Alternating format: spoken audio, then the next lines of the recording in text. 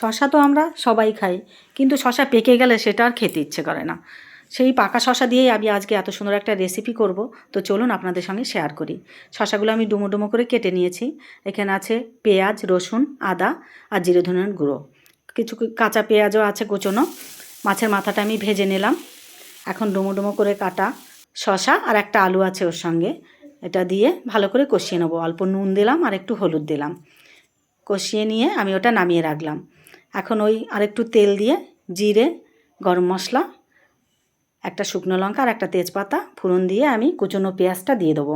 লাল লাল করে ভেজে নিয়ে মশলার পেস্টটা আমি দিয়ে দিলাম আর কাঁচা লঙ্কাও দিলাম ওর সঙ্গে। হলুদ, লঙ্কার গুঁড়ো, নুন আর স্বাদ মতো চিনি, এটা দিয়ে ভালো করে কষিয়ে নেব।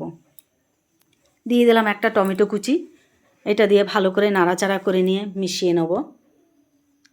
দেখুন এইভাবে ভালো করে মিশিয়ে নিতে হবে। মাছের মাথাটা ভেজে রেখেছিলাম সেটা দিয়ে এখন থেতো করে দেবো। ভালো করে ভেঙে নাড়াচাড়া করে নিয়ে যে শশা আলুটা আমি রেখেছিলাম সেটা দিয়ে দেবো।